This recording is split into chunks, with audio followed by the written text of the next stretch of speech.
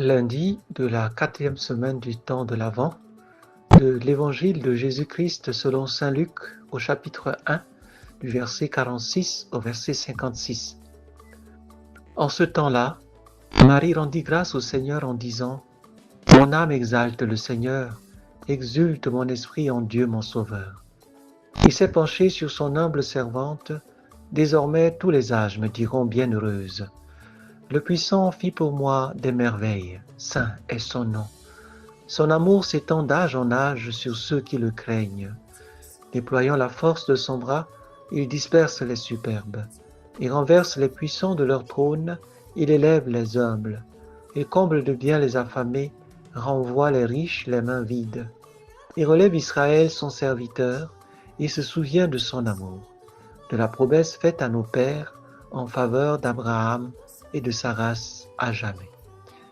Marie resta avec Élisabeth environ 3 mois, puis elle s'en retourna chez elle. Commençons toujours par la prière préparatoire habituelle de notre raison. Seigneur, que toutes mes intentions, toutes mes actions, toutes mes opérations soient purement ordonnées à ton service et à ta louange. Ensuite, en termes de composition de lieu, on pourra voir la Vierge Marie chez Élisabeth, les yeux levés vers le ciel, la main levée vers le ciel en action de grâce, en train de chanter la merveille que le Seigneur a faite pour elle. La grâce à demander, ce sera la grâce de partager la joie et la gratitude de la Vierge Marie.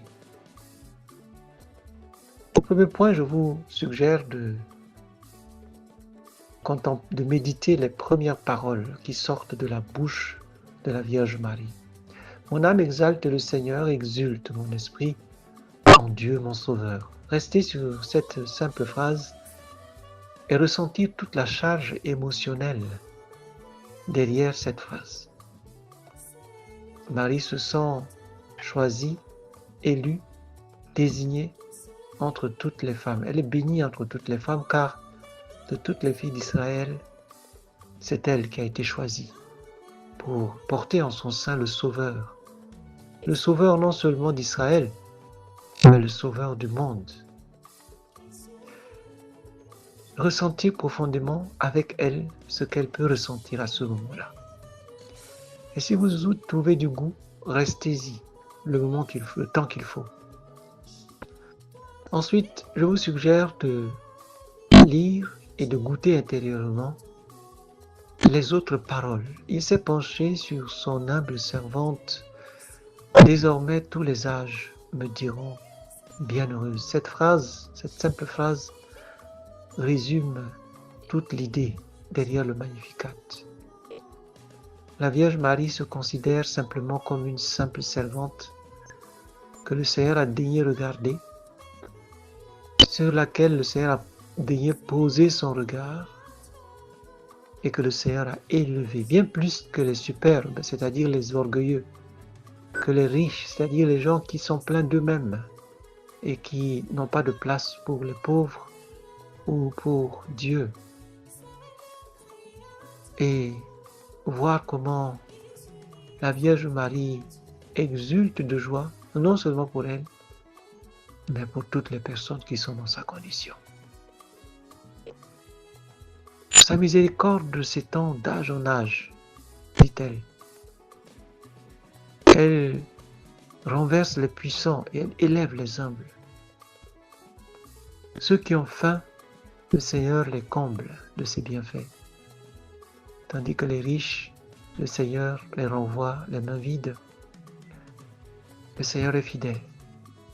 Il est fidèle dans toute notre vie. Lire et méditer chacune de ces paroles, les goûter intérieurement et voir comment le Seigneur est proche de nous dès lors que nous nous sentons petits, quand nous reconnaissons que nous sommes que de pauvres servants, d'humbles serviteurs. Et on pourra s'imaginer se rappeler les moments où le Seigneur est venu à notre secours lorsque nous étions au plus bas. Méditer toutes ces paroles, les goûter intérieurement et Si vous y trouvez du goût, restez-y le temps qu'il faut.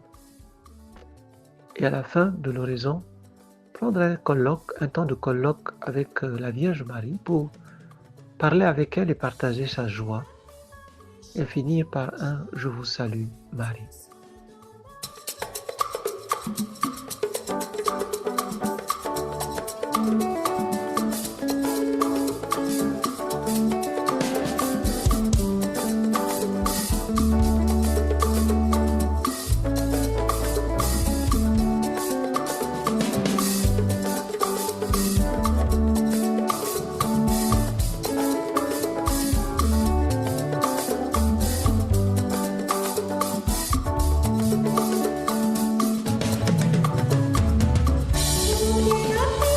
vibration.